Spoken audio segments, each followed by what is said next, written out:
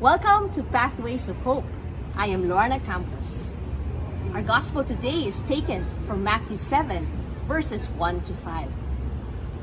Have you ever had that experience of looking at somebody and seeing, there's something in their face, there's something stuck to their shirt, and sometimes we snicker and giggle, and then we glance at the mirror and say, "Oops, what's that stuck on my own tooth?" Embarrassing.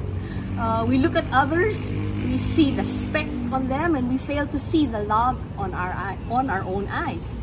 How is that? The measure with which you measure will be the one measured out for you. This statement keeps me grounded. If I expect people to have mercy on me and be patient and kind, then I too should be patient and kind to them, shouldn't I? What we expect is what we should give. But sometimes we expect it and we want to be merciful, yet in our hearts, even how hard we try not to, we can judge others. And if you have a perfectionist spirit like me, how do you balance between not giving input but you need correction for excellence? And they did it again and again, Maybe if they just did it once, yes, patience. If they did it twice, okay. But a third time, it's so hard. It's so hard to remain calm and not judge. But then I remember from the gospel, the measure which I measure will be the one measured, used for me. So, what do? So 3 things have helped me from refraining or at least lessening my judgment, and that is positive intent. The other would be looking at reframing what they're looking at, and the third would be wondering, should I forbear or not? Okay, positive intent. When this person does this action, I can say, this person is really doing this to hurt me. They're doing it intentionally. They really want to be bad, But positive intent says, what is the positive intent behind that action? Or reframing, how can I look at this in another perspective? Or deciding, should I forbear or not? Let me give you a simple example. Okay, quarantine cook, remember? Pot or pan? Pan. So in our house, I wash the dishes and I cook, and then Harvey in the evening puts back all the dishes when they're dry.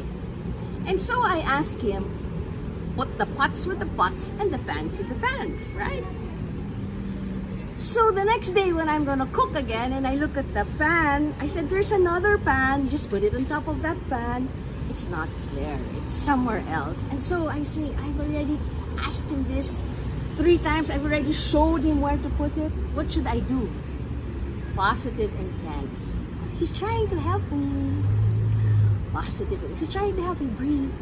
Positive intent. Okay, I try again. So I try not to shout and snap and be angry.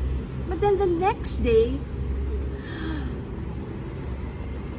you're right, the pan isn't in its place again. And I say, reframe. Pots and pans, all our kitchen utensils. So, let me be more patient.